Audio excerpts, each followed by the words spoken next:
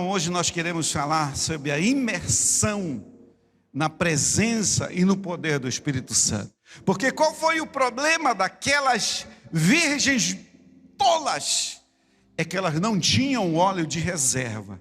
Se tem um momento, irmãos, que a Bíblia mostra isso claramente, e a gente está aí, aos olhos nus aí, vivo e a cores, para todo mundo ver, que a iniquidade aumenta, está aumentando cada vez mais.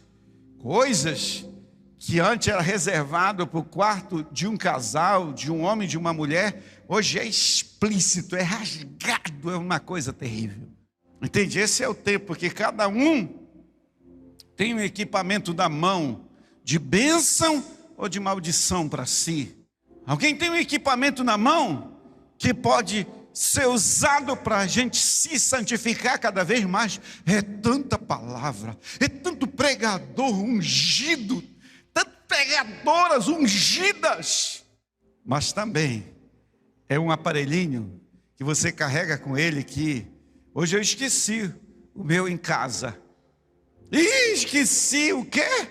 O meu celular, o meu Android. Volta para ir buscar. Não vamos voltar para ir buscar, não.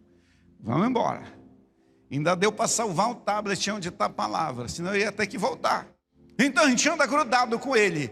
Ele é uma benção, uma fonte de bênção, mas também é como uma faca de dois gumes, pode ser uma fonte de perdição, de distração para nós, de perda de tempo.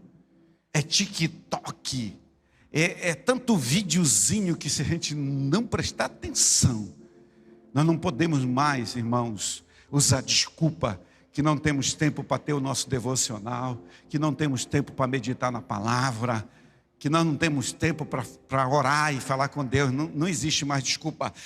Porque eu preciso de uma palavra. Meu Deus do céu, só aí o verso tem umas 6 ou 7 traduções diferentes. Plano, como dizia o meu sogro, plano dos mais variados temas. A dar com pau, como dizia meu sogro, né? Está aí, agora são 500 milhões de acessos de pessoas, 500 milhões. Então está crescendo a maré podre, a tsunami de podridão está aumentando, essa onda. Tá. Você viu o que aconteceu agora lá nos Estados Unidos, naquele show lá daquele rapper? Como que os caras entravam lá, já por dentro de uma caveira, já saíam endemoniados do outro lado. Se eu não me engano, morreram 9 esmagados, pisoteados. A coisa não está brincadeira, não. Mas o poder de Deus vai aumentar também. Amém, queridos? O poder de Deus vai crescer também, porque senão nós seríamos destruídos. Nós temos que lembrar que nós vamos prevalecer pelo sangue do Cordeiro. Então nós queremos, não vai dar para ter essa imersão aqui, e eu quero pedir para você, meu irmão, no nome de Jesus, quantos aqui estão comigo aqui nessa manhã? Levanta sua mão aí. Eu quero pedir para você, essa semana, vá lá para um lugar escondido, vá lá para o seu quarto, espere um momento quando ninguém vai te perturbar, e busque ter uma imersão com o Espírito Santo, se encher do Espírito Santo. Eu vou colocar princípios para ti aqui nessa manhã. Eu vou colocar ferramentas de princípios bíblicos na tua mão. Não é nem ferramenta, chaves. Eu vou te entregar chaves pelas quais você pode caminhar como aquelas noivas que tinham óleo de reserva nas suas lamparinas. Eu vou entregar essas chaves aqui para você. Então os desafios são grandes, irmãos. As cidades estão superlotadas. Ainda estão falando agora que já começou mais uma onda de pandemia lá para a China. Entende? Começou de que para lá. Então os desafios são grandes, milhares de pessoas. Um aumento de criminalidade, que a coisa já está caminhando para um controle que, sinceramente falando, faz tempo que eu não pego papel moeda. Interessante isso. A Simone foi fazer umas compras e tinha um dinheiro. Não, mas a senhora não tem cartão? A senhora não pode comprar no crédito ou fazer um débito? A coisa está desse jeito, irmão. Tudo está sendo transformado, né? E uma rapidez muito grande.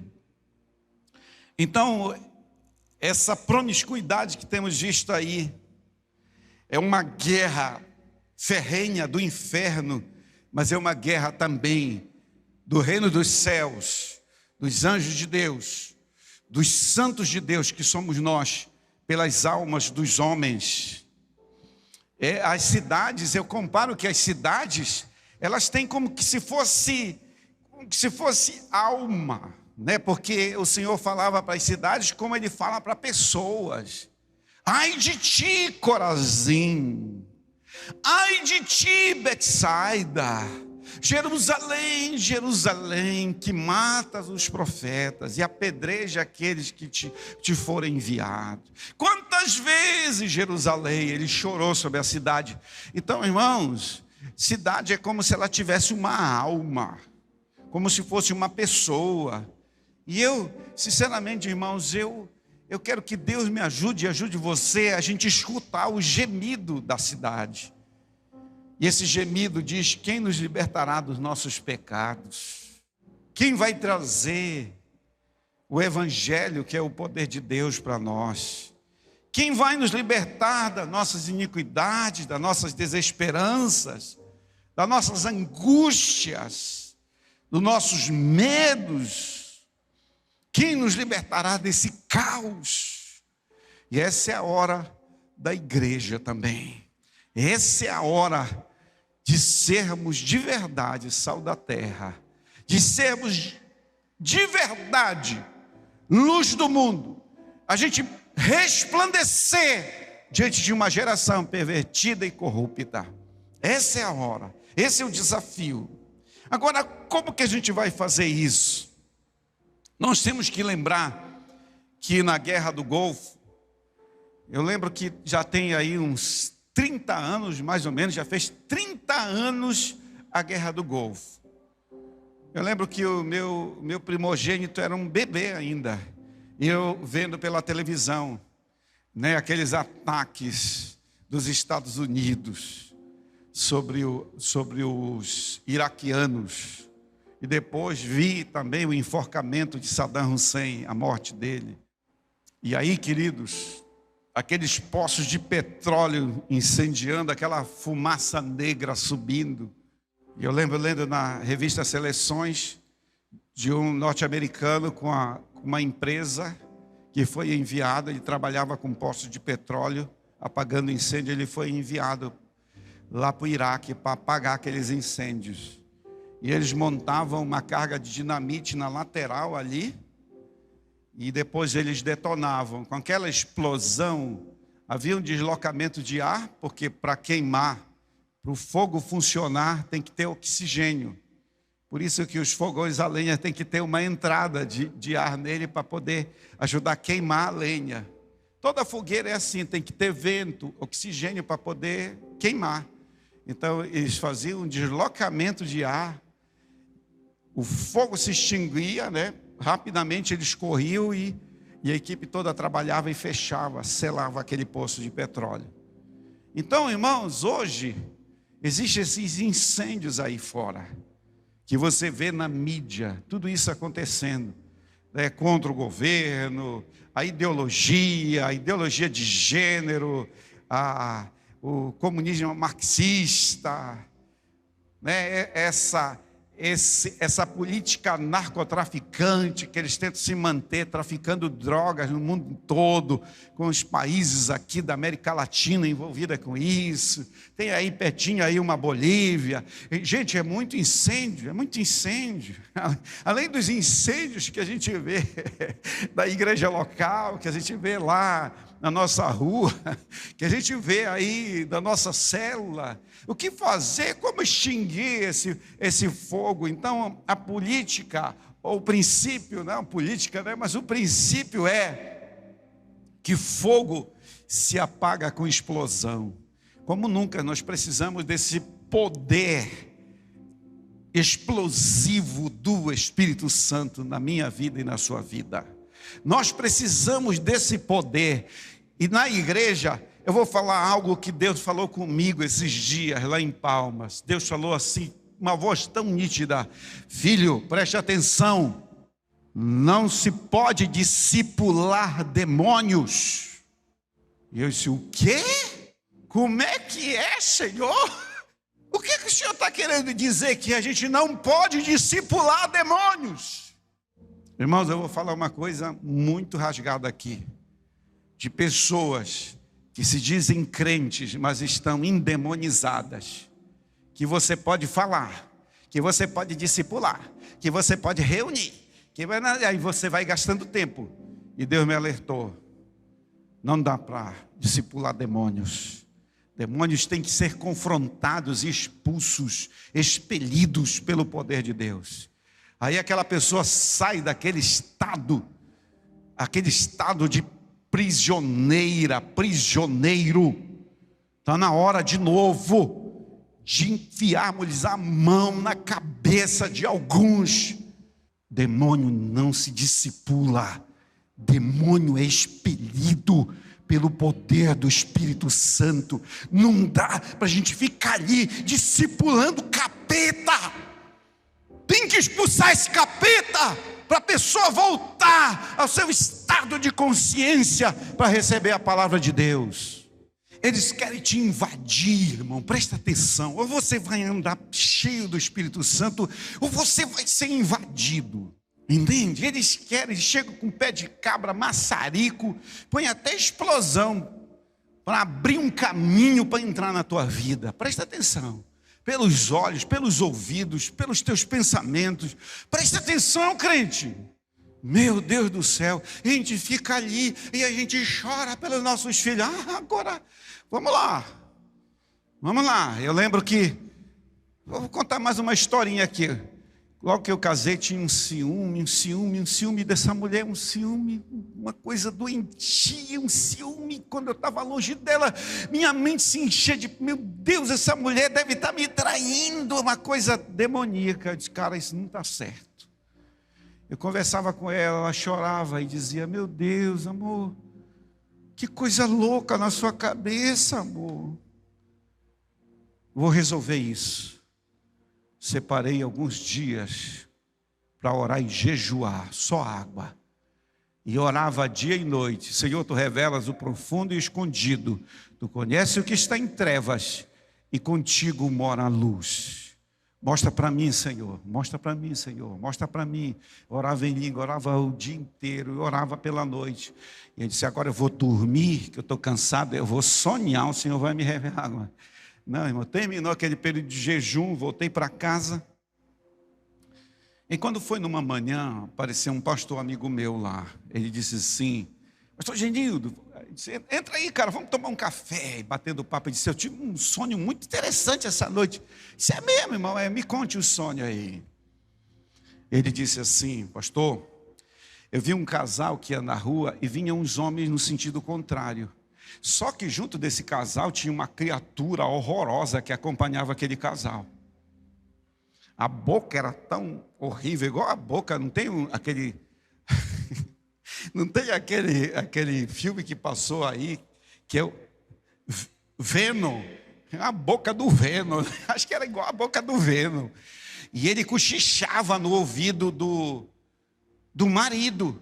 E quando aqueles homens passavam, ele cochichava. Aí o marido virava para a esposa, entendo que era um casal, pastor Genildo, e ele começava a brigar com a esposa, com ciúme. Aí eu acordei. E eu sentado lá, eu disse: irmão, muito interessante esse sonho, né? Aí ele disse: pastor Genildo, eu nem lhe conto. Não, me conte, irmão. Eu dormi e sonhei o mesmo sonho, só que agora tinha uma voz que dizia assim: filho, presta atenção, que isso é um espírito de ciúme que acompanha esse homem. Olha como ele promove a briga e a ciumeira. Aí, de novo, a mesma cena, o casal andando na rua de mão dada. Aí vinham os homens de lá para cá. E aí o demônio cochichava. Aí ele está vendo aí, ele está induzindo o homem com ciúme para brigar com a esposa, sem ela dar motivo. Porque tem mulher que dá motivo, e homem também dá motivo. Ficar de muito papinho com a irmã, aí não é espírito de ciúme não, tá, irmão? Aí tem que criar vergonha mesmo. Mulher fica muito papinho, com muitos amiguinhos na internet, aí o marido vai ficar furioso, e não é capeta não, tá, irmãos? Pode ser carne, ou depois se torna um carmônio, uma mistura de carne com demônio. Aí, irmãos, rapaz, eu acho que até hoje esse meu amigo pastor não sabe que Deus usou ele tremendamente na manhã para me trazer a resposta que eu precisava.